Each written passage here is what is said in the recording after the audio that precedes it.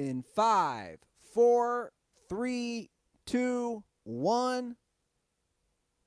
Welcome to the Dirty Sports Podcast. I am your host, Andy Ruther, coming to you live from the Smut Studio in Venice Beach, California, with my co-host, Joey No Chill Prano. Ciao, Andy. You going Italian today? Yeah, we got to mix it up. Yeah. Notice how when I did the countdown, I said all the numbers? I know. I did notice that.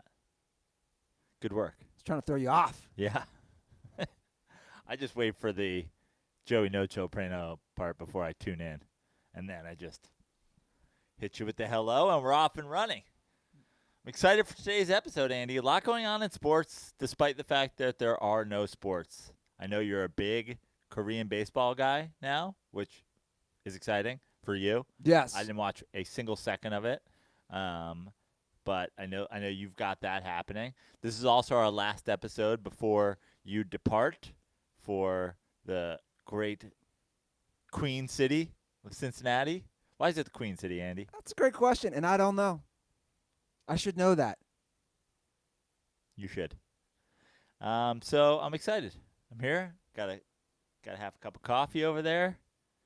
Got my Miller Lite shirt on. You've got your Miller Lite shirt on, which is exciting. It's such a soft and comfortable shirt. It That truly is that is one. And you said wear a Miller Lite shirt today, and I had a feeling that was the one you'd be wearing because it's so soft. And I was like, I wonder if Andy has other Miller Lite gear. So I was like, I'll let Andy rock that, and I'll bring my vintage tee. You didn't want to be matching? I didn't want to be matching. You don't like doing the matching stuff.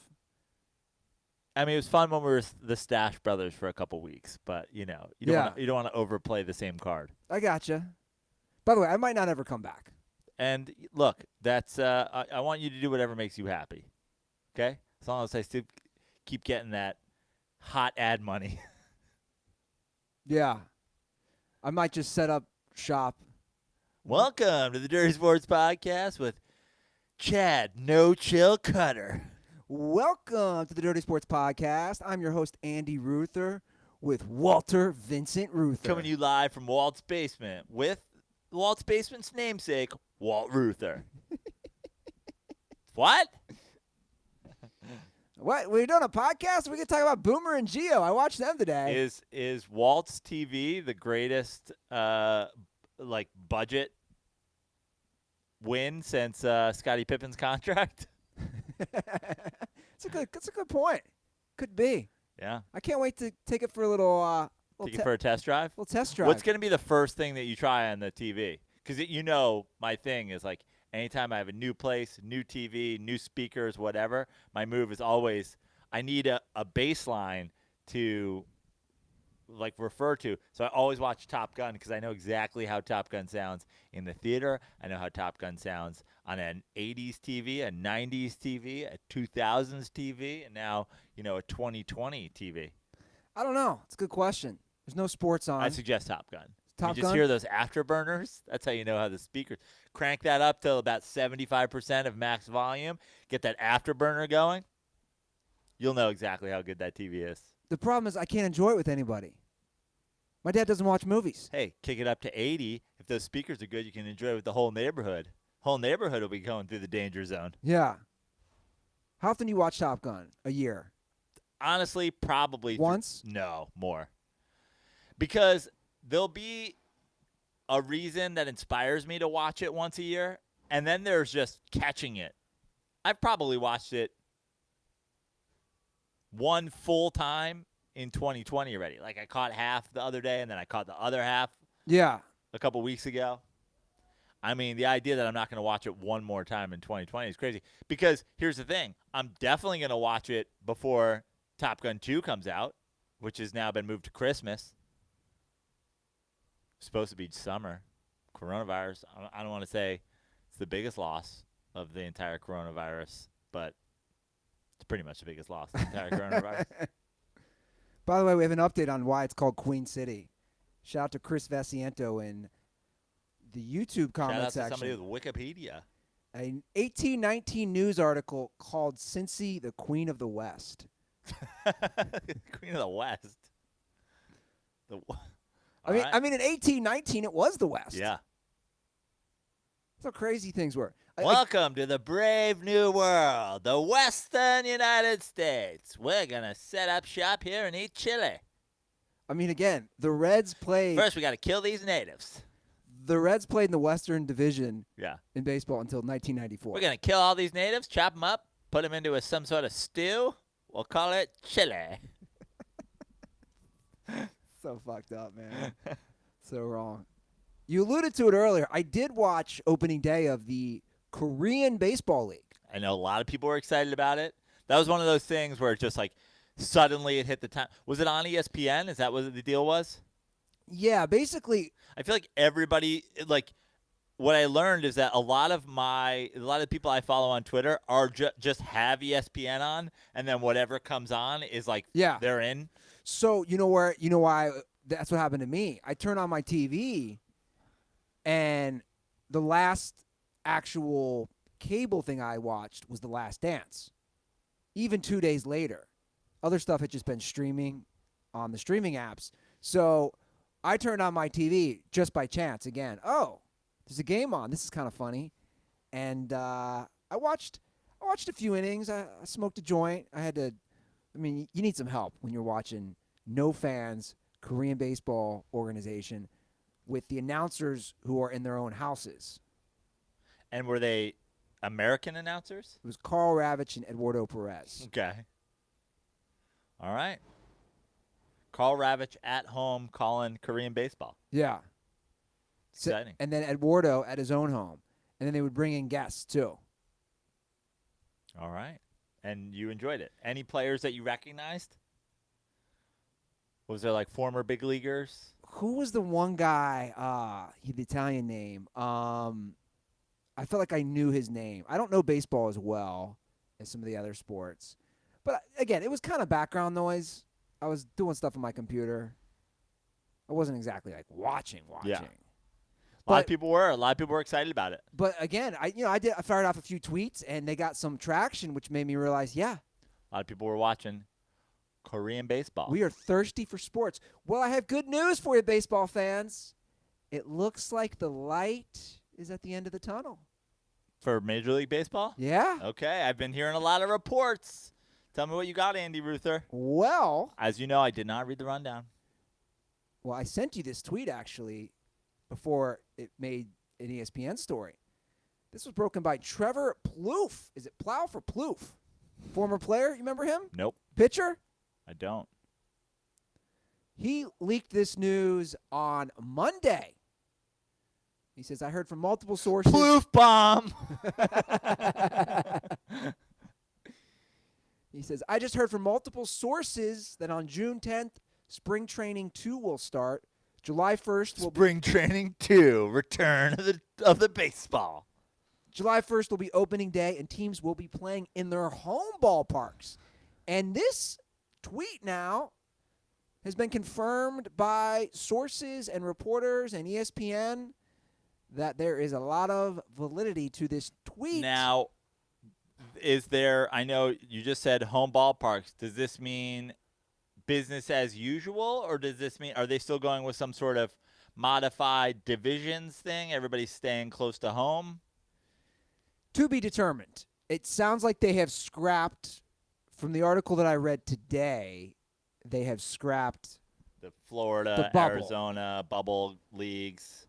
And then there was talk of, like, the Phillies and Mets and Yankees and Red Sox would be in a division and, like a regional, which honestly I think at this point with a shortened season, let's do something wild with that. Like, let's just go.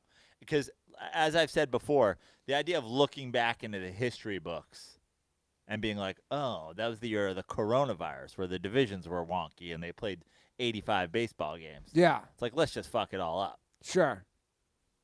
I'm not against that either. I like a little mix up in life. We had a couple nice baseball anniversaries, by the way. Recently. I believe it was Willie Mays' birthday. Was that yesterday? Yes. For a long time, there was the like greatest living ball player thing. You remember that happening? Like they were doing it for Ted Williams. They were doing it for DiMaggio. Did DiMaggio die eventually? Or is DiMaggio still alive too? He's got to be dead. He's got to be dead. They were doing everybody who like was a fan. Meanwhile, Willie Mays been alive the whole time. Yeah. This guy hit 660 home runs. This guy was a famously good outfielder. Like, I'm not sure any of those guys have that claim. Also, Barry Bonds is alive, so. And he is Barry Bonds' godfather. Right. Played with Bobby Bonds. That's right. Also, today, today is, Andy. It's the 4th anniversary of the shot heard around the world. Bartolo Colon going Yamba down in San Diego. I'm wearing the San Diego Padres hat. You were there. I was there. I was there on the left field line. I watched the ball sail right over me. It was glorious. It is truly, and you have poo-pooed on this idea before, but like you have no idea the excitement. Like I've never seen something I've never been in any sporting event where the moment was universally enjoyed by both the team benefiting and the team that is getting hurt by such a play. Yeah. Everybody there was excited about it. Yeah. Literally everybody except Shields, who was pitching.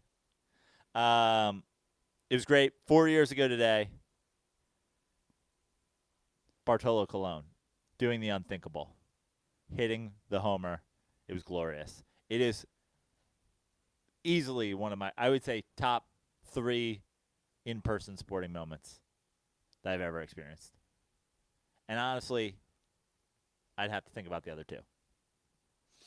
But I'll just casually say top 3. So, happy anniversary, Big Sexy. How many Cuban sandwiches has he eaten in the last 4 years since that home run? I feel like the answer to that question is like when, Birdman got asked about his tattoos. They're like, how many tattoos do you have? He's like, just one.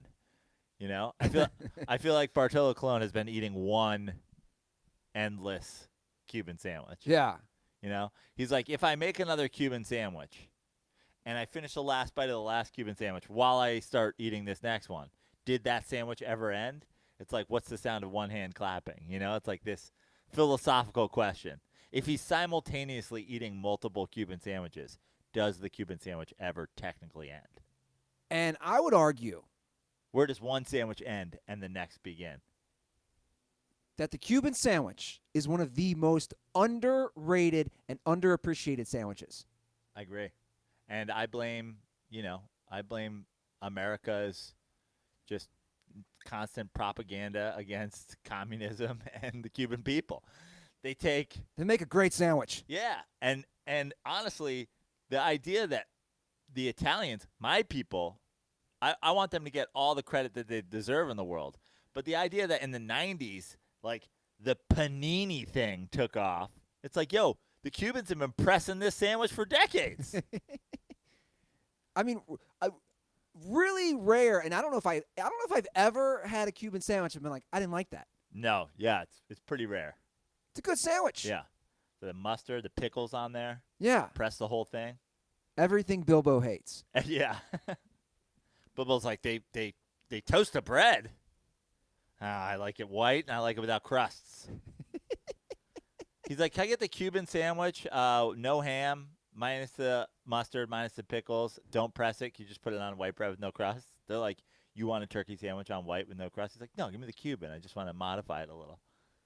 Who's got a pretty good, for what it's worth, just a wrap? Trader Joe's, the Cuban sandwich. Yeah? I don't know if I've had it, or maybe I have had it here. They always have it on stock. It's a good, like, hey, I need. This is the Cuban sandwich episode. Yeah. But, again, I'd argue, actually, I don't think I've ever ordered a Cuban sandwich at a restaurant and not enjoyed it. More underrated, the Cuban sandwich or Horace Grant? Ooh, that's a good question. And a good segue, Joe Prano. Yeah, I know. That's what I was doing there. Serving it up. Just Gretzkying you. Can we give Horace Grant some respect? I've been giving Horace Grant respect for years. I have been giving Horace Grant respect since the 90s. I was tipping my hat as a young Knicks fan because Horace Grant essentially was the kryptonite to the Knicks, Charles Oakley. And as good as Horace Grant was and as good as Oakley were, they would essentially, in those great Knicks Bulls series, play to a stalemate.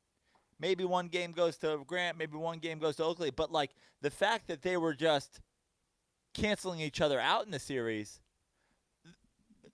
Charles Oakley was the Knicks' second-best player. Like, all around, Yeah. second most important. To have Horace Grant come in and, basically cancel him out in those series, that was everything. Yeah. So I was well aware of how good Horace Grant was. I'm also, as much as I'm a Michael Jordan truther, I am a Horace Grant truther because there are, again, so many just like this is not an opinion. This is just how it happened. Horace Grant leaves the Bulls, goes to the Magic. Magic beat the Bulls with Michael Jordan in 6 games. They carry Horace Grant off the court. Michael Jordan and Scottie Pippen know and realize that they have been undone by losing Horace Grant to the Magic, which is why they go out and get their heated rival, their arch nemesis, bad boy enforcer, Dennis Rodman, to come in and replace the rebounding and defense of Horace Grant. Now, I'm not saying Horace Grant is Dennis Rodman. No. Dennis Rodman, spectacularly better than Horace Grant at doing what Horace Grant does best, which is why when they replaced Horace Grant with Dennis Rodman, they won 72 games. But the fact of the matter is, Bulls minus Horace Grant, not a championship team, especially when they have to go up against Horace Grant on the Magic. That's just factual information. This is facts only, as Andy would say. What I'm learning. Also, Horace Grant, all-star. I was gonna say, what I'm learning is people they're liars and they're brainwashed. Like, guys, this isn't, to me, when we're critiquing this, and the angle that I try to look at it from producing this show, it's not about dissing Jordan, but it's about acknowledging people who Joe and I see are disrespected. Even I told him this today. Even as a kid, as a young, diehard Michael Jordan slurper and Bulls fan, I knew how important Horace Grant was to the Bulls. And the numbers don't lie. I'll just read them real quick. And there are 3 titles. This is Horace Grant's points and rebounds per game. 12.8, 8.4. 14.2, 10. 13.2, 5. And then when Jordan left, it jumped up to 15 points and 11 rebounds. Like, we're talking about a double-double machine who also was blocking shots. I just, this notion that Horace Grant wasn't important, like Joe said, is just a lie. Which is for a number of reasons. One, the goggles. People didn't want people just love to trash the goggles. Agreed. And then also Michael Jordan himself, which you know the reason I segued into this because you have a story about it. But again, last episodes of The Last Dance, they started to plant the seeds. There was beef, and this is the reason that the Magic, when they beat Michael Jordan and the Chicago Bulls in 6 games, no home court advantage involved, 3 games at home and 3 games away, it was the reason that the Magic hoisted Horace Grant onto their shoulders and carried him off the court. Shaq was the most dominant player in that series. Penny Hardaway, obviously the second most important player. Horace Grant played the exact same role for that Magic team as he did for the Bulls team. But the reason his teammates hoisted him onto their shoulders and carried him off the court was because of the evil, disgraceful, disrespectful atrocities that the Chicago Bulls organization, and specifically Michael Jordan, put Horace Grant through during his time at the Chicago Bulls when he was as big a part of the championship run as, basically anybody. I like the comp that you said a few weeks ago of Kevin Love on those Cavs teams is very comparable to Horace Grant. He's number 3 to Horace Grant on those Bulls teams. And the reason we're bringing this up, a story came out yesterday, which again, And honestly, if you want to be like, yes, Kevin Love was a star because he was a high draft pick and scored a bunch of points and averaged a bunch of like meaningless stats on a Timberwolves team before he gets moved to the Cavs. But if you want to be realistic, yes, Kevin Love plays great defense on Steph at the end of that finals. Horace Grant, a ridiculously better defender than Kevin Love. Agreed. So a story came out yesterday which doesn't make the national news.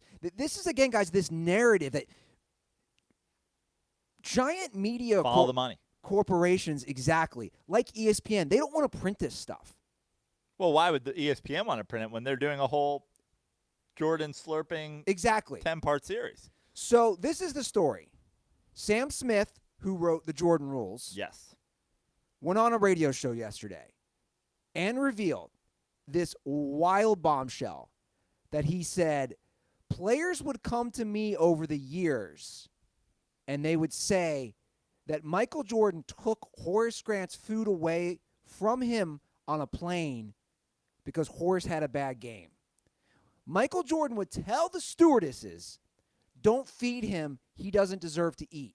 And Sam Smith went on to say, they would tell me this stuff and they'd say, why don't you write about this?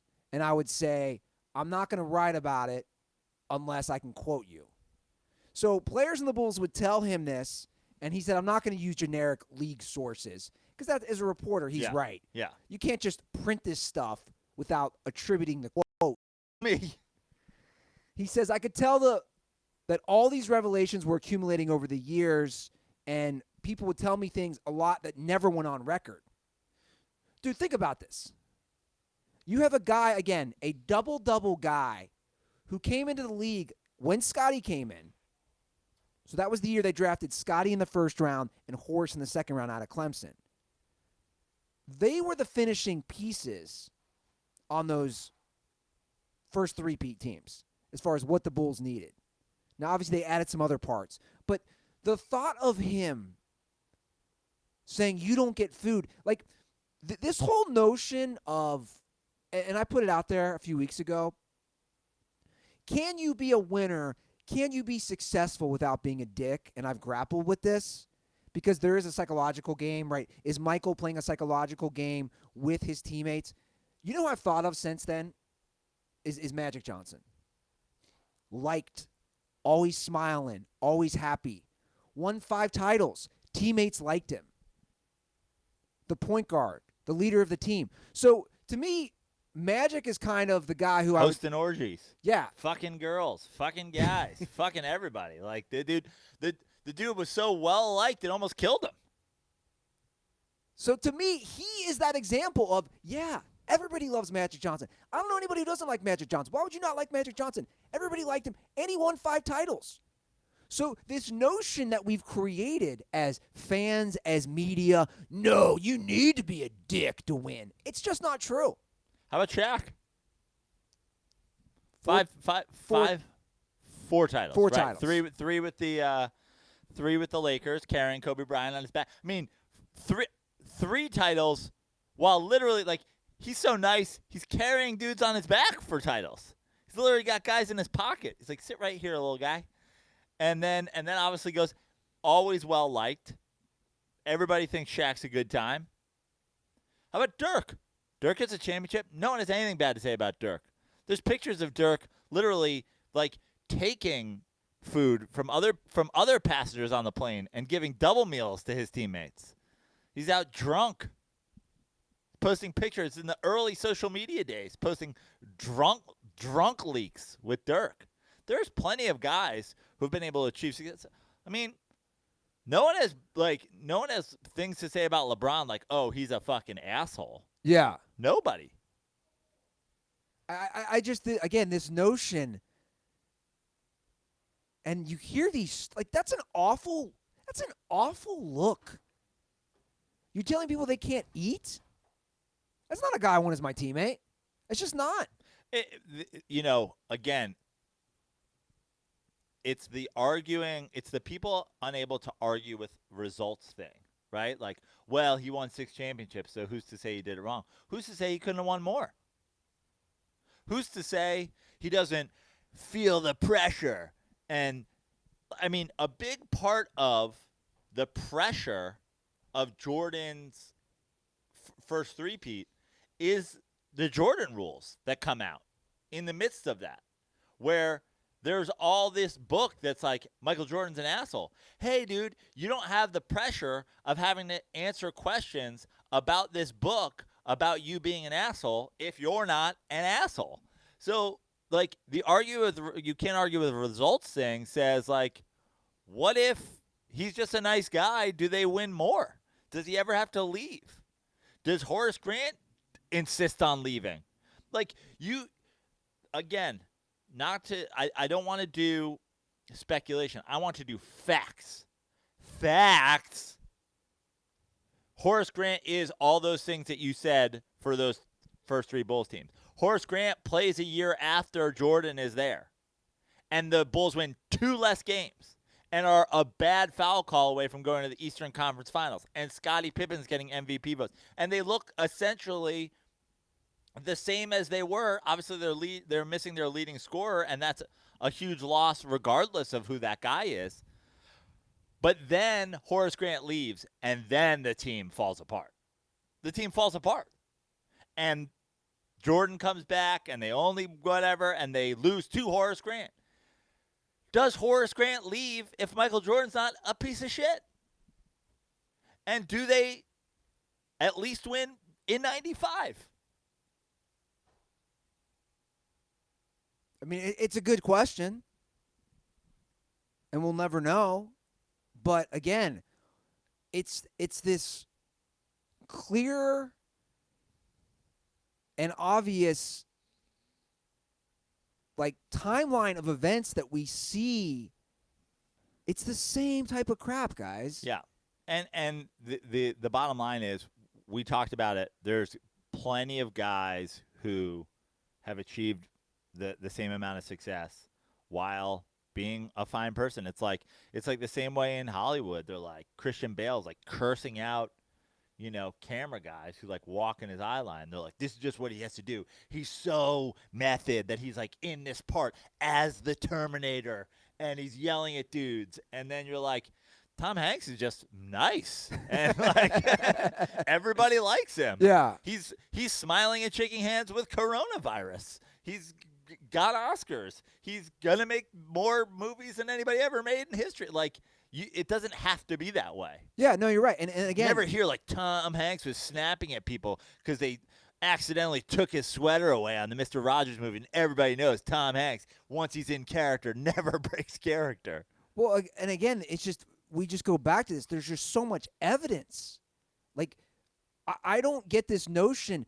You can be an all-time great like Jordan, and you can still be a dick. Like, both things can exist. Yeah. Like, this whole notion that, like, no, you need to be that way. No, you don't. Yeah. No, you don't. There's the same thing. Like, we do the same thing in football where, and we've done the black and white thing. Like, these wide receivers are angry divas, but Tom Brady's just passionate. Meanwhile, Joe Montana's like, hey, John Katie's in the stands. Yeah. It's the guy from fucking Uncle Buck. Let's go win a Super Bowl. Well, and another Jordan story, which we have to get to. Because basically this is what we've got. Korean baseball and all things related to The Last Dance. Well, this one I was really surprised. I didn't even know that they had a beef because I knew they were such good friends. Apparently, Michael Jordan and Charles Barkley have not talked for years. And Charles Barkley is now going on radio saying how he's so sad about that. And again, if you watch The Last Dance, you know that they had a great relationship. You know they had the relationship from the Dream Team. You know they had the finals against each other, but that, like, Charles essentially, like, tips his hat to Michael and just saying, like, I was outplayed by him. And honestly, I thought that was being kind of kind on Barkley's part because, like, well, what about the other guys? He also had a ton more help. Like, yeah, maybe he outplayed you, but, like, it's not like you were like, I was bested by Michael. He has been deferential to Michael in competition, on the Dream Team, all these things forever. Well, he still is, even right. now. And then Michael repays him by, like, taking one thing that Charles says that's honest and correct about Michael Jordan and uses it and now doesn't speak to him anymore? Apparently. They haven't spoken in 8 years. Because Charles Barkley, who goes on this Chicago radio program, sports radio show, I believe it's the ESPN's, he made comments 8 years ago. And they haven't talked since. This is what Charles said 8 years ago. He was referring to Michael Jordan running at the time. They were the Bobcats, Charlotte.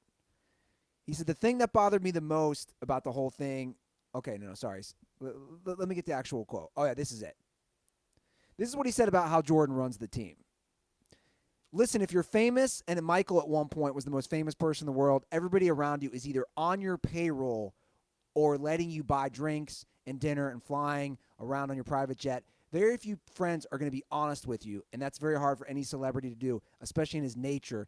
And Charles goes on to basically say, look, how Michael's running this team is that he needs people who are not yes men. Yeah.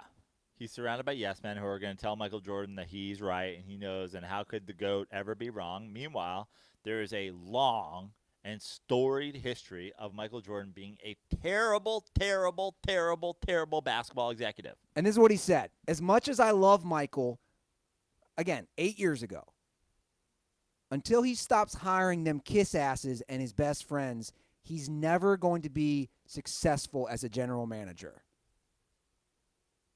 And the bottom line is, that's true. When it comes to coaches and executives and people, and this goes across all sports, the guys who make the best post-player coaches, GMs, or whatever, they're guys who achieved because the brain they had was as good, if not better, than the physical skills they had. It tends to be that the guys who were just freaks of nature don't go on to be the best because they didn't have to learn the game. They got by on talent. Now, of course, there's guys, and we've seen LeBron, for example, being able to recount every single thing that happened in a basketball game. But even LeBron James at 15 years old, you're never going to know what it takes to motivate and to coach the last guy on the bench of a team when you were always the first guy on the team. I mean, look at the Steve Kerrs and the Mike D'Antonis and the Rick Carlisles and the Pat Rileys and the Phil Jacksons. None of these guys were MVPs of the league. Yeah. And then you look at the Magic Johnsons and the Michael Jordans and the Patrick Ewings. And there is a long history of guys who were great in the league turning out to be debacles as coaches and as executives. And so, it's not really necessarily Michael Jordan's fault, but at the same time, dude, step back. You're not good at this. I said the other day, I'm not sure murder hornets aren't them getting revenge for what Michael did to their franchise. I'm not sure that they didn't decide to band together and say, enough is enough. Yeah. Our franchise has been run into the ground. We need revenge. Well, I like Charles Barkley. You like him. We don't necessarily have to agree with everything he says, and we don't. But it really sucks when you hear. I especially don't now, knowing that now that this story is revealed, now his all-time rankings make a lot more sense. Well, Charles is trying to get back into Mike's poker games. Well, he said this about Michael Jordan. The guy was like a brother to me for 20-something years. At least 20-something years. And I do feel sadness. But to me, he's still the greatest player ever. So he says that. I wish him nothing but the best, but there's nothing I can do about it. And he goes on to say, he's got my number. He can call me. And he goes on to say also, he's still got Jordan the GOAT. And when he gives his rankings, he's always got LeBron 7. It's like, dude, he'll let you back in the poker game eventually. This isn't the way to do it. So you said one bad thing, that you got to stop hiring kiss asses or you're never be successful. And that one thing. I mean, what are we talking about here? Horace Grant let Charles Oakley hit an 11-footer, and he wasn't allowed to eat on the team planes. When you starve prisoners, that's like an act of war. It's a war crime. We're surprised he doesn't talk to Barkley anymore. He wasn't giving Horace Grant sustenance. Horace Grant was on his team. I mean, it's wild.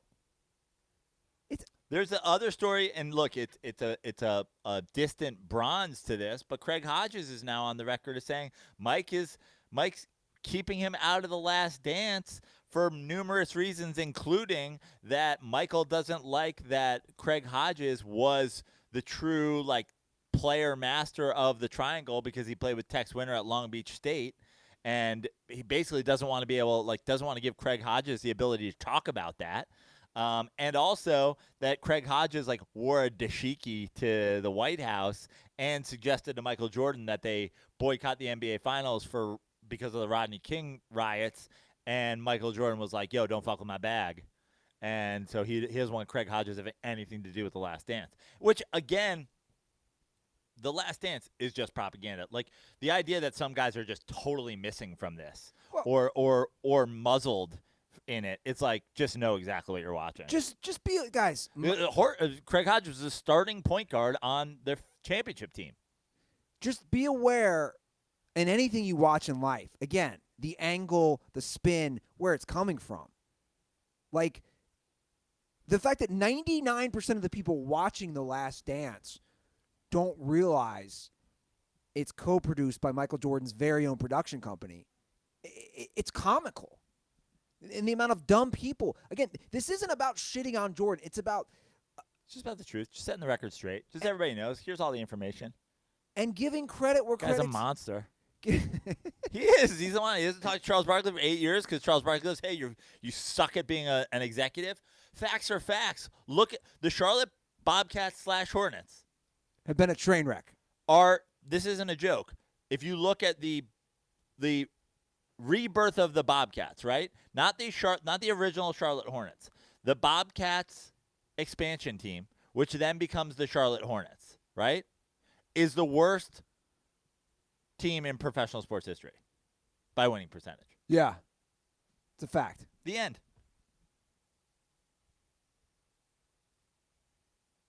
I mean, I can't think of a worse GM and a worse owner. He's not the GM, right? No, but I'm saying, but again, if you go back to the Washington Wizards days. Yeah, but again, he essentially is the GM because he only hires yes men to work under him. Yeah. And nobody's asking him these questions. The fact that this Horace Grant story is not even a big story says it all. No major news outlets are covering this. This is nowhere near any of them. I mean, can you imagine? Guys, can you imagine if a news story leaked that Larry Bird was like, "Hey, Danny Ainge, you're not eating on this flight because you didn't hit the shot against the Lakers." Yeah. You'd be like, Larry Bird's a dick. Yeah. He's not letting Danny Ainge eat. The one thing about Mike I'll give him, I mean, again, great player, one of the best all time. But the one other thing we're going to have to give him is him and those Bulls. Fans of Miller Lite, Joe. A lot of people tagging me in the Michael Jordan screenshot from The Last Dance saying, "This must upset you that, the guy you hate so much drinks Miller Lite," to which I have responded to each and every one of them, absolutely not. Just like Miller Lite themselves tweeted from their Twitter account, which has been dormant for so long, and then they arrive back on the scene to say this: goats drink Miller Lite. It is not a diss to say the former greatest basketball player of all time, the former greatest basketball player to ever walk the earth, drank Miller Lite. Not a surprise to me. Yeah. Not a surprise. Goats drink Miller Lite. That's right. LeBron probably drinks Miller Lite. Michael drank Miller Lite. I drink Miller Lite. Actual goats, I got to assume if they had a choice to drink beer, would drink Miller Lite. And it sounds like pretty soon. Hey, took me over one of those Miller Lights. We might be able to Starbucks. We might be able to drink Miller Lights at a live sports event. How good does that sound? Andy, that's truly where I've dialed back my dreams at this point. Does that warm your heart? Warms my heart. And chills my heart at the same time with that cold Pilsner flowing down through my bones. That's right, guys. Miller Lite, the original light beer. While you're home, enjoy a classic. Available for delivery today. Celebrate responsibly. Miller Brewing Company, Milwaukee, Wisconsin. 96 calories and 3.2 carbs per 12 ounces. And I am very excited at the thought of Miller Lite in baseball. I think it's going to happen. Can't wait. Right? I cannot wait. And football, by the way, drops their new schedules today. I know. Already some leaks happening. Yeah. I've heard Saints, Vikings, Christmas Day, which is a Friday. They're taking over Friday. Friday Night Lights. Got some NFL news. Got some. We'll lead off with the actual league news. They have gone back to no pass interference reversal calls. That will no longer be an option. What? Like, this is... Yeah, I'm going to try not to get super angry. This is peak NFL, peak Goodell, peak disastrous. They have an awful, awful, awful situation, a despicable number of blown pass interference calls. They have a terrible PR situation where multiple fan bases are upset that they have had games fraudulently taken from them by missed pass interference calls. So the NFL does what they do best. They make a move that is just a PR spin, and they add that, well, now pass interference is going to be reviewable. Problem solved, right?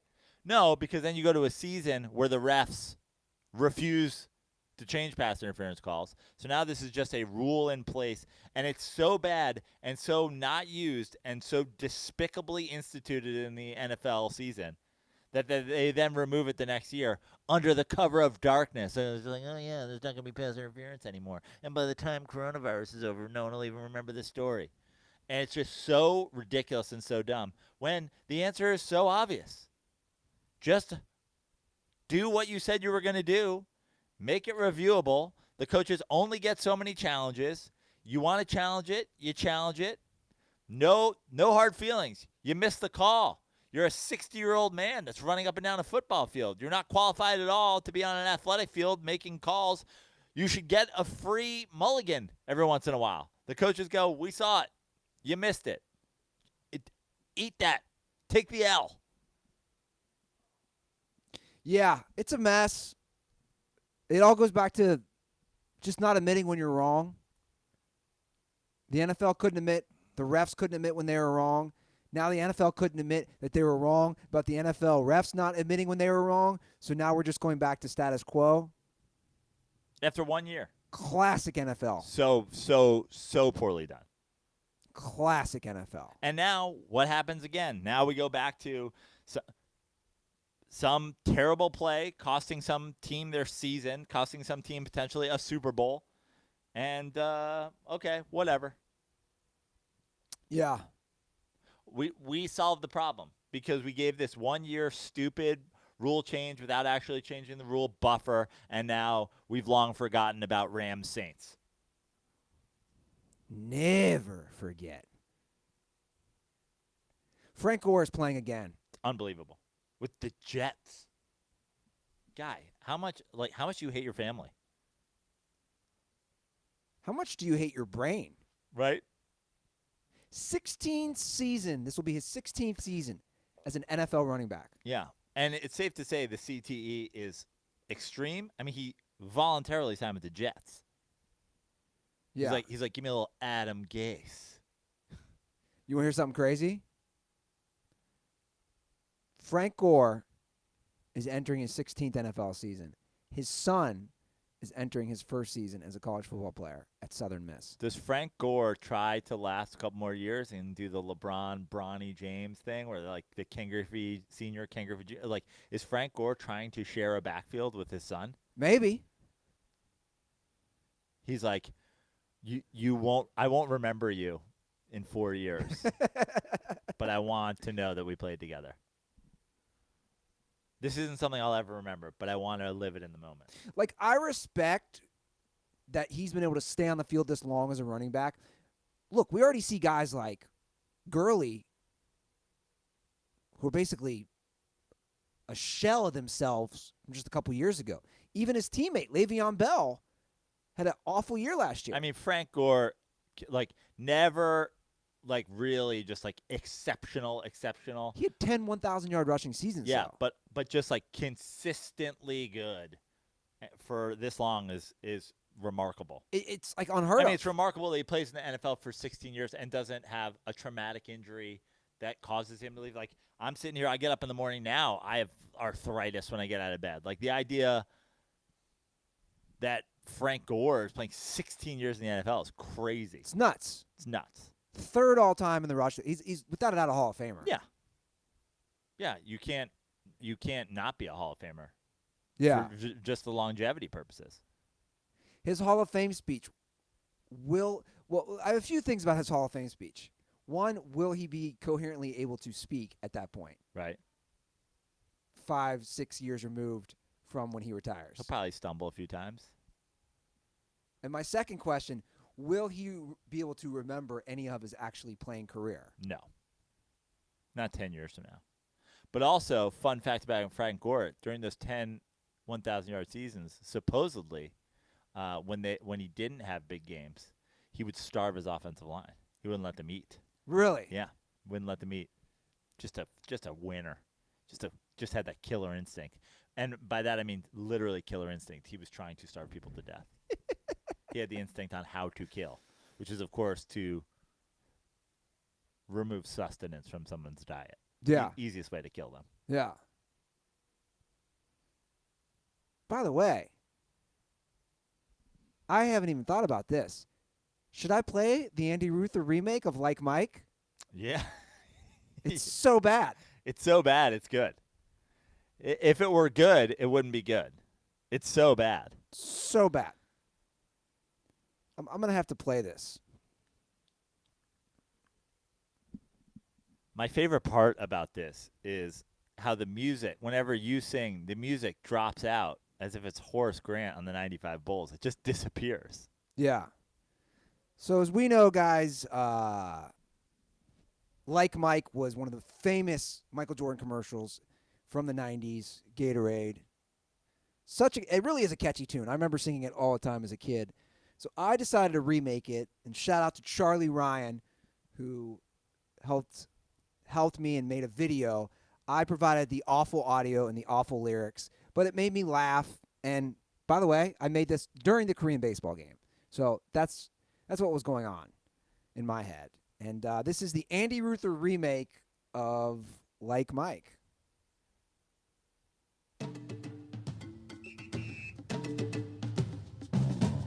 I gambled all my money and late one night in AC. Like Mike, if I could be like Mike, I wanna be like Mike. Like Mike, if I could be like Mike, be like Mike. Be like Mike, oh, be like Mike. I hate a man, his name is Zeke. Left him off the dream team. Like Mike, if I could be like Mike. Never won a thing without Scotty. Like Mike, if I could be like Mike. I always rock baggy jeans. Like Mike, if I could be like Mike. I wanna be like Mike. Like Mike, if I could be like Mike. Oh, be like Mike. Like Mike, if I could be like Mike. Like Mike, if I could be like, I wanna be like Mike. So bad. If I could be like Mike. It's incredible. I think I'm ready for one of those singing talent competitions. By the way, if you haven't seen it, go to the video on Twitter. The video really makes it. And again, I'm just having fun, taking some digs, enjoying it. What are you doing over there? Sorry, just replying to a text real Oh, quick. no, I thought you had something for the show. But yeah, I enjoyed doing that. Got to have fun with it.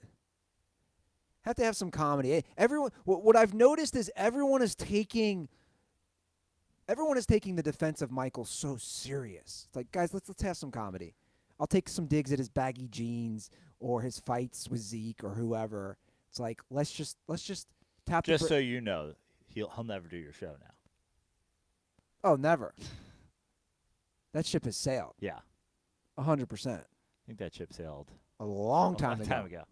Speaking of fights, Earl Thomas. Wow.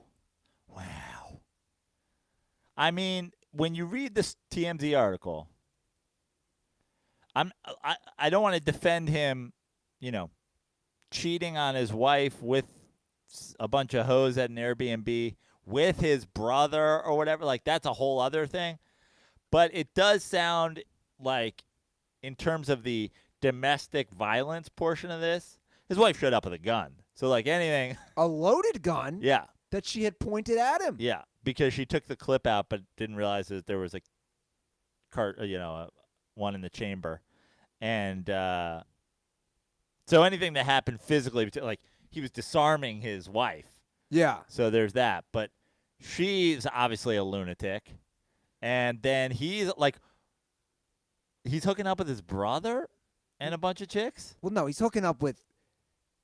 He's having like an orgy, but his brother's involved. And look, you and I both have a bunch of, like, we have brothers. I mean, not a family affair. No. Not trying to have an orgy with my brother. No. And a bunch of chicks at an Airbnb. No.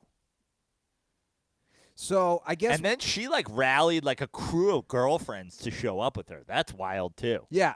So the story, which this happened April 13th, and TMZ broke it last night.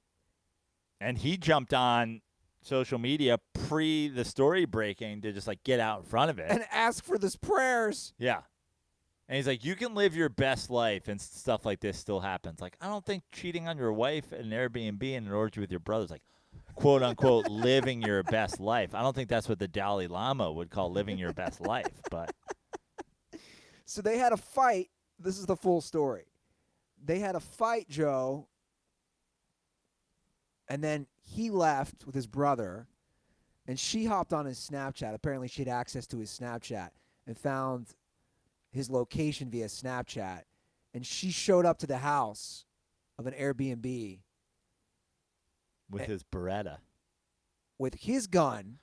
So I grabbed my Beretta and I got in the closet. And she found him naked, his brother naked, and a bunch of girls naked. But she rolled with a crew, like Prano said. I love this. Gals, mount up. She pointed her gun at the girls that they confronted and said, I got something for all you hoes.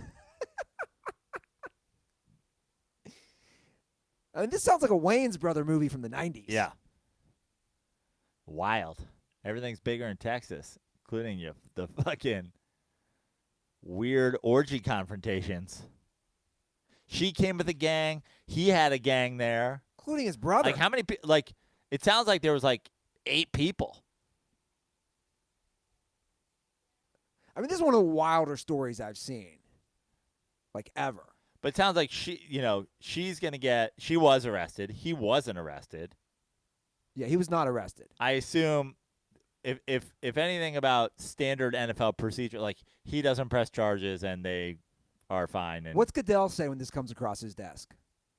What's Goodell say last night? Or Goodell knew the whole time? Yeah, right? Goodell's known since April 13th. He's known. Yeah. Goodell's like, hope TMZ doesn't find out. Call me if they do. At this point, I would assume TMZ and TMZ Sports is Roger Goodell's number one hated Yeah. company. Yes, absolutely. I mean, the only we've joked about it, right, on this show. TMZ is the one thing that just it's like the thorn in the side of the NFL. Yeah. On all these guys getting arrested. Because he's known the whole time, just like the Ray Rice thing. He knew the whole time. It's just when the report comes out, that's when they have to deal with it. Just like Kareem Hunt. Yeah. As well. Which I don't understand. It's so funny that he gets the player himself gets out in front of it, but the NFL ever refuses to ever do that.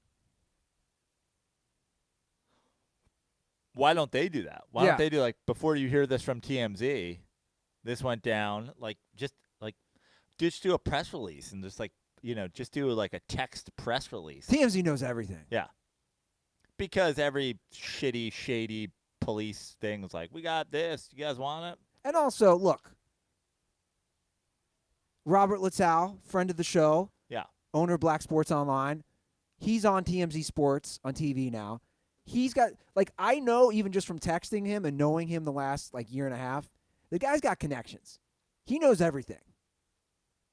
Like, you're not going to get anything by these guys. Yeah. He one of those chicks, in the crew. They're going to be on TMZ like the second it happens. Yeah. They're like, did anybody get video of that? Are we going to be bigger on World Star? They're like, we didn't have video. Shit. You think Roger Goodell does anything? Or the Ravens do anything? I mean, honestly, again, I don't want to speak out of turn. Because he didn't commit a crime.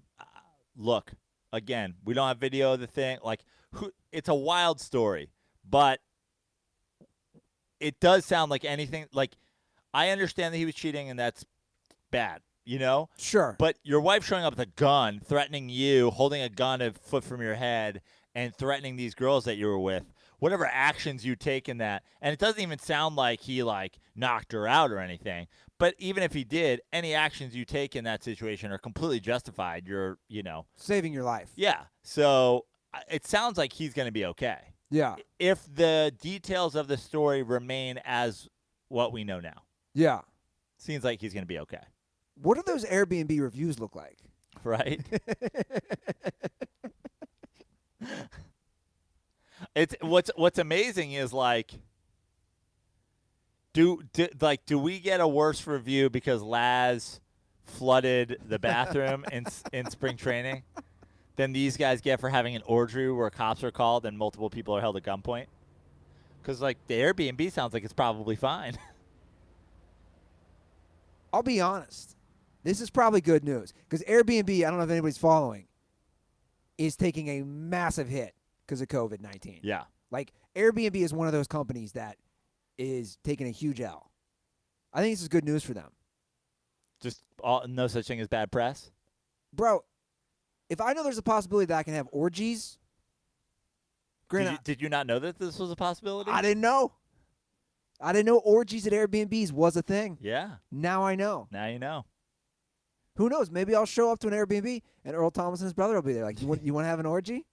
So you seem like the kind of guy who would be invited to a Thomas Brothers orgy. I might accept it. How close Sure. am I? How close am I to them? Well, you are a Russell Wilson slurper, so I don't know if that puts you on his good side or his bad side. Well, fun fact, Russell Wilson attended their wedding. Like, how Russell Wilson had beefs? Apparently him and Thomas were cool, though. Right, They that's were, what I'm saying. I don't know if that puts you on his good side or his bad side, because then also Thomas leaves and is flipping off the Seahawks because he's not getting paid because your boy's taking all the money and throwing his defense under the bus. So oh, no. the question is whether or not at this point he still remains on. So I think that's really going to be the thing. They were very chummy when they played last year. That's going to be the thing, the real thing that Afterwards. determines it. Yeah. I think they're good friends still. They were very chummy when they played last year and exchanging jerseys and hugging and talking. See, Russell Wilson's not Michael Jordan. Right. You could do something wrong or wrong him, and he's not going to hold a grudge against you. I hate to bring it back to Jordan. And by do something wrong, you mean win him a Super Bowl. I want to stop. I want to know where Jordan's grudges lie. He's got grudges with everybody. Like, does he have grudges with the mailman? Like where are his grudges? Like the actual guy who delivers his mail, Yeah. or Karl Malone? I think he has beef with Karl Malone. Safe to say. I think he has beef with both. Yeah. He has beef with the guy who delivers his mail because he reminds him of Karl Malone. He's like, you know what? Don't even come to my house. Put it in a P.O. box. I'll send my assistant to get it. I don't want a mailman anywhere near me. They're like, you beat him twice in the finals. Why do you have beef? He's like, I just don't like anybody that delivers. I don't even want FedEx here. Oh my God. We need a new Jordan rules. Yeah. Start talking, people. I want to hear these stories. Again, Dancing in the Dark, the true story behind the Chicago Bulls' last dance. Yeah. Horace Grant.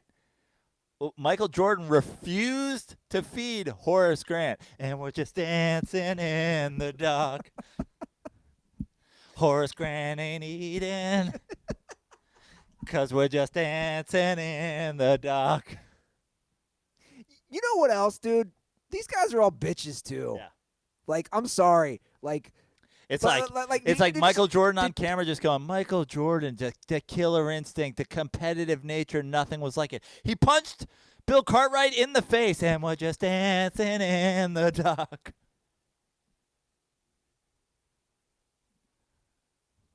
I mean, Steve Kerr now says he's not proud of his scuffle with Jordan. That's what I'm saying. They're all cucks. Yeah. Dude, these guys are all cucks to Jordan.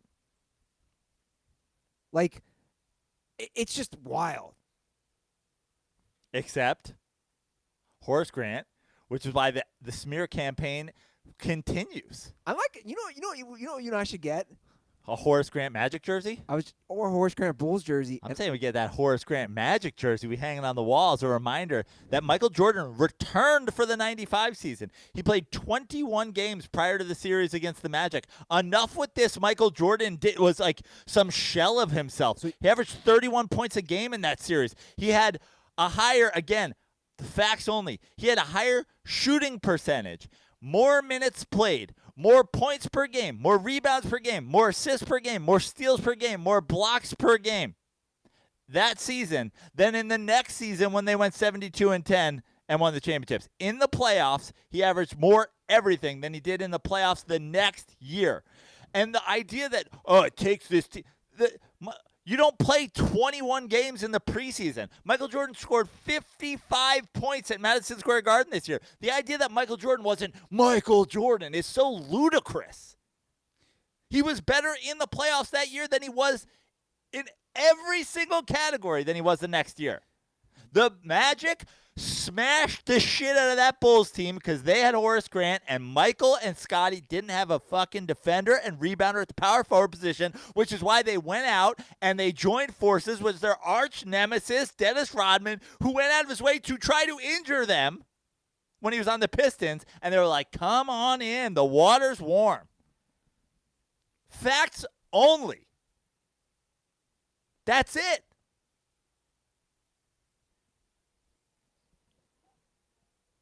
I needed that. We need a Horace Grant Magic jersey. I'm going to get some fucking white goggles. That's what I'm going to get. I was just going to say, can I wear goggles? Yeah, let's get some of those white Horace Grant goggles. For whenever we'll put them on for whenever we do our Dancing in the Dark, Last Dance, Truth or issue like segments. You want to get us some calls? Wrap it up with some calls? Let's do it. Dirtball calls. Love it. 310-359-8365 is the hotline. We got some calls today. Let's start off with our guy, John Smith.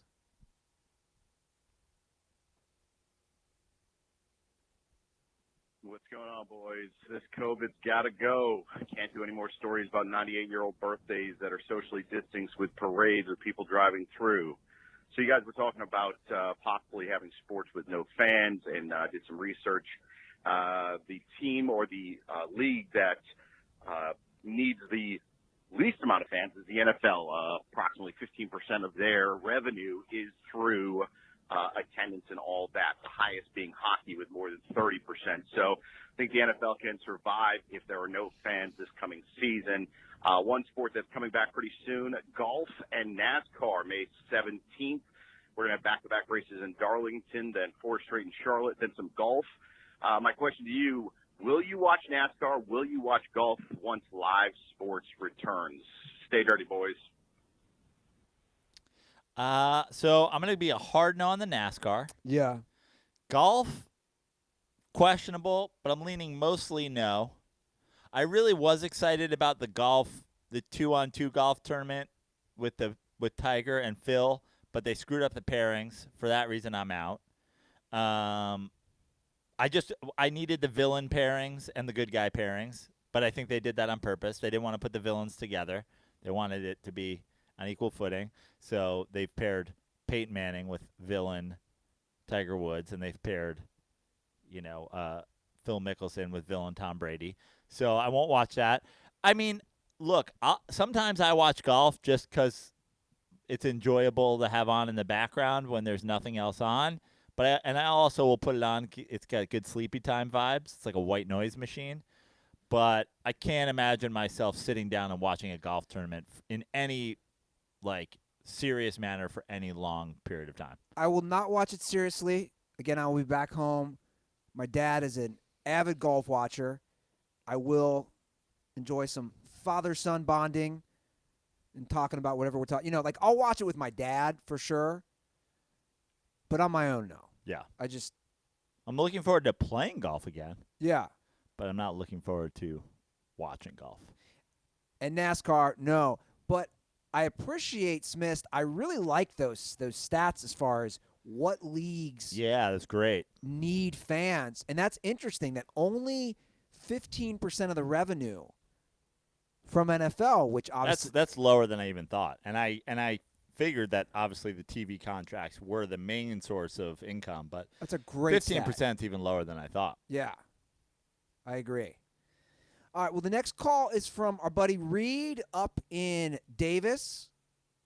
And here's why I like Reed. Well, first of all, we met Reed last year at Santa Cruz, the Crow's Nest. And by the way, Reed, I want to give you a shout-out because you had given me a pack of joints, of pre-rolled joints, and for some reason, I put them somewhere in my cabinet, and I found them like 2 weeks ago. And they were still fresh, and they're still good. And I've been smoking those. They've been keeping me relaxed at night. A little indica. So thank you. And also what I like about Reed is Reed sent me a message and said, hey, I want to give a longer call, Ruther. I know you have a 60-second rule.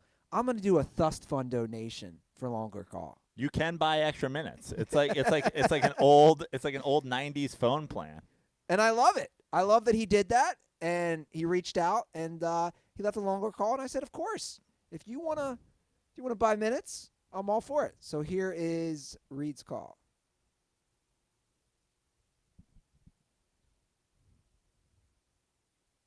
Hey, Joe and Andy. It's your boy Reed from Davis. I wanted to call in to talk about your NCAA discussion from a couple episodes ago. I think Joe's overall point that the NCAA wins is correct. I mean, they get to keep pretty much all their power over the players and the structure of college sports. So basically, they're still a juggernaut in that sense. But I think Andy's point that more players will get more money, more exposure, that sort of thing, to market themselves. I think players won't tend to group up at the highest level. I mean, they'll still go to the highest level. Like, why would you not go to Kentucky, to Duke, to North Carolina, to Syracuse, to wherever?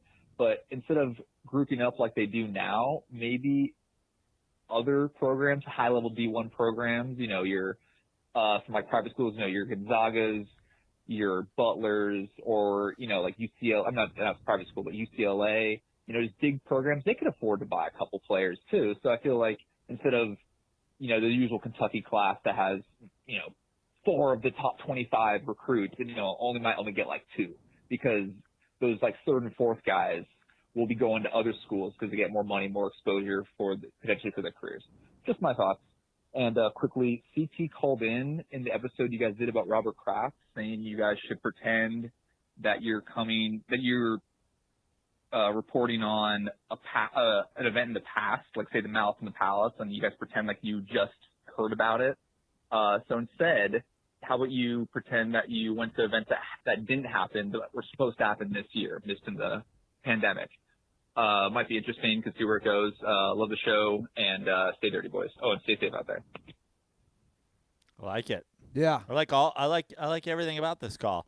I still like the theoretical college thing. Still, to me, is like, if you look at sports, I mean, just look at it this way. Basically, we now know that guys are going to be able to make money on themselves, and so the idea that we're going to spread it around, we'll go to UCLA. It's like, look at sports agencies. There's like 5 major ones. You know what I mean? All the big guys are going to go to all the things because there's going to be a practice in place. But again, it's just, to me, more the fear is that the more of now, the way Calipari says, look, I can get you drafted. Once we have a couple of these schools in place that say, look at what we're able to provide for players that make a little money on the side, I just stick with the rich get richer. Does that mean the UCLA's, like a school that has historic basketball prowess in a major market, isn't going to benefit from this? Sure. But again, what I think this does is it just decimates the mid-major thing. Well, there's going to be caps, by the way, on what they can earn, I think. Sure. So on the record.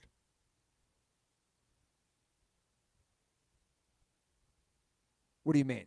Like there's a cap on what they can earn now. It's 0. And yet we still have Reggie Bush going to USC to get a house and a car. So now we're just capping what they can earn on the books. By the way, I just thought of something. You just inspired me saying that. You know they have the Heisman House, the Nissan Heisman House? Yeah. Reggie Bush, who No longer has a Heisman. no longer has a Heisman, who had to give it back because of the corrupt NCAA, he should create his own Heisman House from the house that Pete Carroll gave him in San Diego. Yeah. And it'll be him and OJ and anybody who doesn't have their Heisman anymore for one reason or the other. Yeah. I like it. Like, he should have a Heisman House. I mean, he wouldn't do it because he works for Fox. Can Patrick Ewing get invited to this Heisman House? 'Cause I don't know if you heard he got his gold medals stolen and his championship rings stolen. I didn't know that. Yeah, that was a story that broke yesterday. Somebody burglarized Ewing and stole his. I'm assuming it's Michael Jordan who still has a beef with him over something. And he was like, "I got you that Olympic ring. I got you that Olympic medal. It's mine. It's mine now." Even though I beat you at I've Georgetown. I've talked to all the McDonald's in the greater D.C. area. They will refuse to serve you, so don't even try to go there, Big Pat. But shout out to Reed. That was a great call, and I also like his idea of us having fictional reporting on things that didn't occur. Maybe we do an episode about this year's Masters and how Tiger pulled out right before he missed the cut because his back swolled up. You know, his magic back, like Steph Curry's ankles that only hurt whenever he's playing poorly. Yeah. By the way, I should talk about. How do you think I'm doing this episode? By the way, you think I'm doing a decent job co-hosting? I think you're doing great. My knee feels fine, Dan. My knee only hurts when I really duff it as your co-host. Yeah. Yeah, those are the days where I really feel that trauma. Related to Reed's call, John Harbaugh today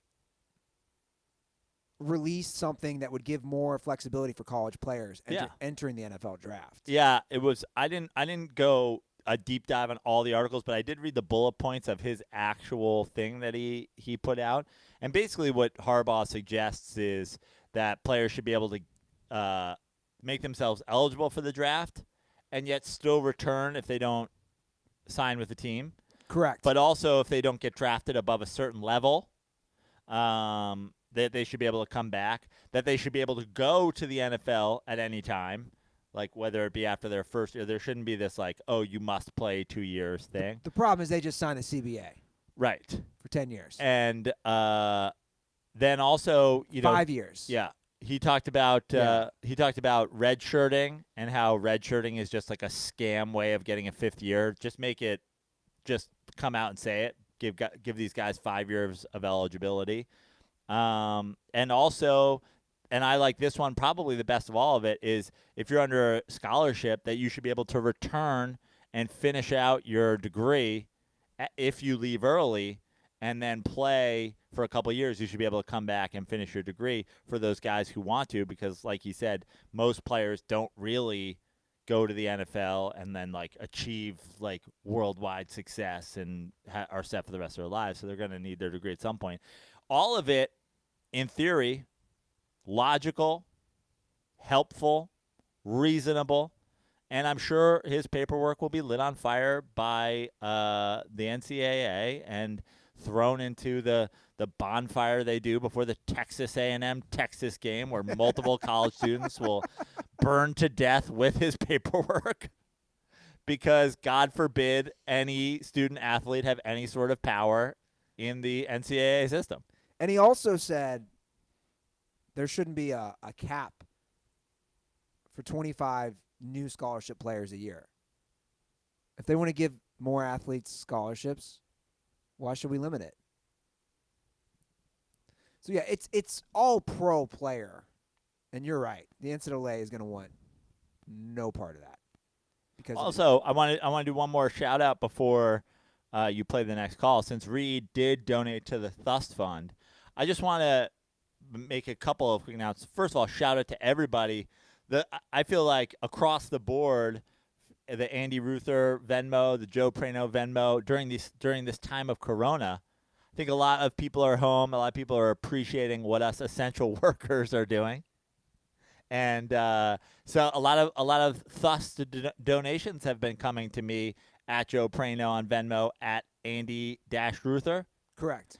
Have been coming through. So shout out to everybody. I try to heart and reply to everybody who's donated to me on Venmo, because I truly do appreciate each and every one, from $1 to $5, whatever the number is you guys give. Thank you. It all goes to, usually Miller Lite, not going to lie. It usually goes to that. But like in this time of Corona, when a lot of things are shut down, we really do appreciate that you guys are appreciating what we're doing here and putting on the show still twice a week. And in somewhat related, I did a tweet the other day about stand-up, because they're talking about stand-up clubs reopening. And I did a tweet, and I also shared it on my Instagram about how I'm the perfect comedian for reopened comedy clubs, because no one's better at making sure the audience is social distanced, because I'm only going to sell about 25% of the tickets anyway. And it was liked and appreciated by numerous people in the comedy club business. So one more request for you dirtballs who maybe don't have money to thust us. Go tag your favorite comedy club under that tweet or under that Instagram and let them know. I'm serious. I will be there, and I will not sell all their tickets. I promise. If you want to see me come to your town when comedy clubs do reopen, find that tweet and tag your local club, or find that Instagram. Share it with your local club. All right, let's get to our final call from our buddy CT in Seattle. Fellas, CT here in Seattle. Just want to say thank you for keeping us entertained through this quarantine. I'm still going to work. People still need rental cars. We're essential. We'll never die. Thanks for all the last dance breakdowns. Enjoying those very much. Got a quick question? Yes, for some phone calls. I was just thinking about weird championships and what's like the weirdest team to win a championship, like franchise-wise. My answer is the Miami Marlins, when they're the Florida Marlins, not only won one World Series, but two. You look back on that, you're like, what the hell were the Florida Marlins doing winning 2 World Series? So, NBA, NFL, if you want to go NHL, weirdest franchise to win championship. Guys, stay dirty, so wash your hands. I like the Marlins. That's great. So they won in 97 and 2003. Yeah.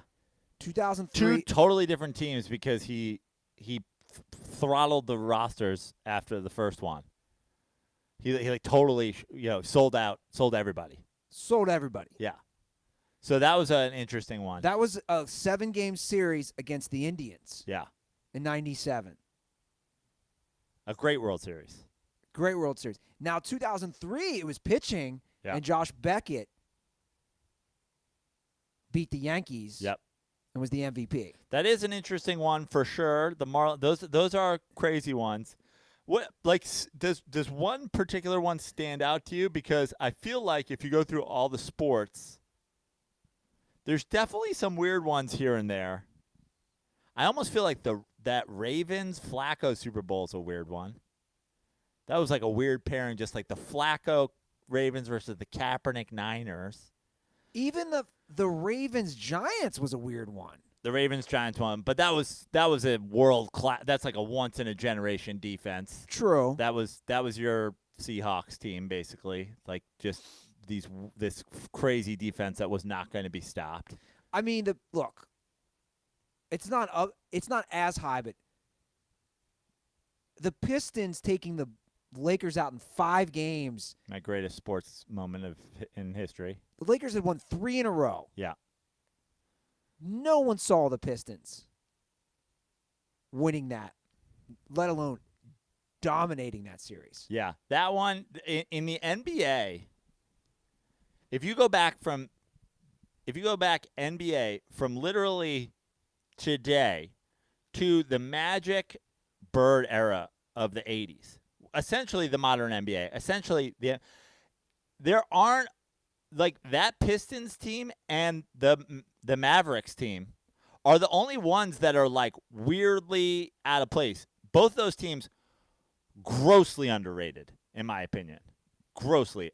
I mean, I've talked about it many times on this show that the greatest gambling moments of my life occurred in betting on that Pistons team when they acquired Rashid and betting on them and doubling down on them prior to the playoffs because they were a great defensive team with a Hall of Fame coach. They had Chauncey Billups, who was Mr. Big Shot. They had all the pieces. They had tons of – and then they add Rasheed Wallace, who is underrated as an NBA player in general. So, obviously, I was not surprised. And also I'm not surprised it was just one because that's just kind of what that team had in them. And then that Mavericks team, underrated as shit. Like, I just saw somebody the other day whose sports takes I appreciate was like, Dirk won a championship with nobody. I'm like, are you on drugs? Like, that team, I mean, Jason Kidd's going to be in the Hall of Fame. I mean, you got Marion, you got Terry, you got Chandler. Like, Chandler is a defensive player of the year like the next year, like when he leaves and goes to the Knicks. That team was loaded. It was just loaded with like the best kind of role guys, not to mention wing defenders for days. They had guys like Deshaun Stevenson, just guys that they could throw at the Heat wing players and Wade and LeBron.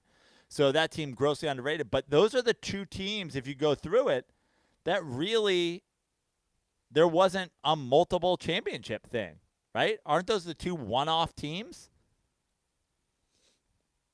From the NBA?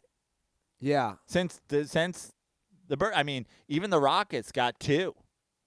The Lakers obviously have their 2 runs. The Heat have their 2, and they have the one earlier with Wade and Shaq. The Spurs have all theirs. The Bulls have all theirs. Those are the 2 like lone standouts. Baseball's got a couple, but like the Marlins might be the weirdest. Well, I feel like we're missing some on baseball. I feel like baseball will do the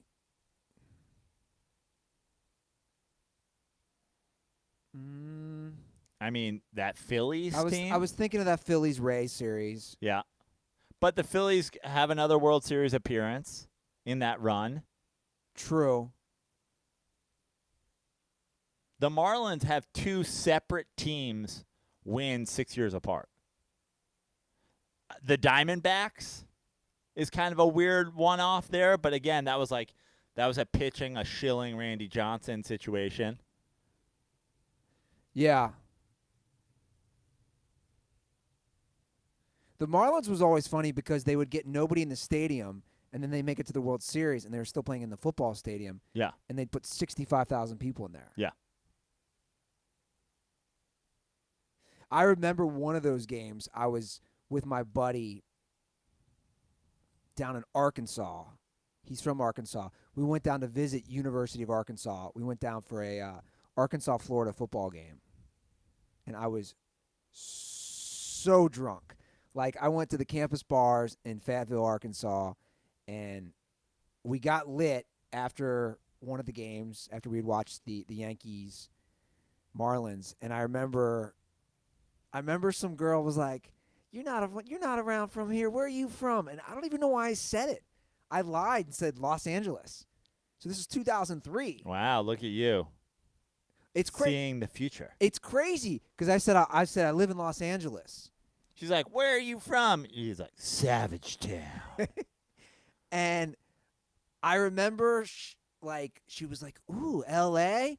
And then my buddy's friend goes, he ain't from L.A., he's from Ohio. And I was like, this motherfucker. And instantly, I was just an asshole. Like, that girl's like, you lied to me. And I like how this all happened on the set of My Name is Earl. Well, he wasn't from there down there. He never been in Los Angeles. It's all happened at a bar and on the set of Dukes of Hazzard. He ain't never even been to Los Angeles, this guy over here. Come on now. You know what else I remember about that trip, Prano? We got so drunk before and during and after the Arkansas-Florida game. And this is when Arkansas's quarterback was Matt. Do you remember Matt Jones? Yep. Who then became a wide receiver. Yeah. Then he fell into his love of cocaine. Yeah. I got so drunk, I fell asleep. And basically, one of the nights, like, basically slept through going out. And I woke up, and I'll never forget, Unfaithful was on HBO. And I remember just being like, yo, Diane Lane is just getting railed. Like, you seen that movie? Yeah. Scene after scene. And I was like so into her. Like, I was like, oh, she's like so MILF hot. And I always remember that. But YouTube comment section has a good one from Stanga. The 2002 Angels. Yeah. That's a great one. Now, I was in Spain. Yeah. So I basically missed The that. Rally Monkey. That's what he said. Yeah. The Rally Monkey that is a weird one. The Sosha and it leads to this. It leads to Sosha being a manager until this season. Yeah. Hotline. And also, why did they abandon the Rally Monkey? It got him a championship.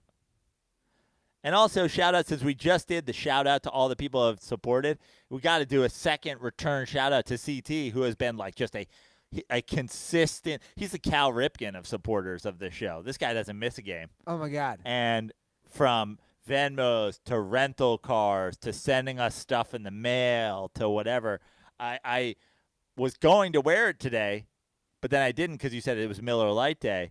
But he sent a shirt very similar to the Miller Lite shirt you're wearing with all the Major League Tomahawk baseballs on it. I was going to wear that. I'll just say it. Like, I feel like I know what you're going to say. I feel like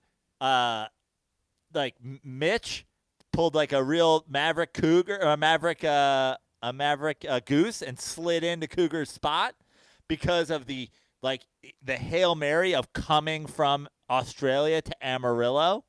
I feel like he slid into a spot that we had carved on the Hall of Fame wall for CT, and now because of the process, there is a delay. But I feel like CT is just cougaring the boat here. Just he needs a place to land. oh, he's a Hall of Famer. Yeah, he's a Hall of Famer. Hands down. He just needs a place to bring that in. Anybody see a aircraft carrier around here? I mean, CT's been with us forever. Yeah.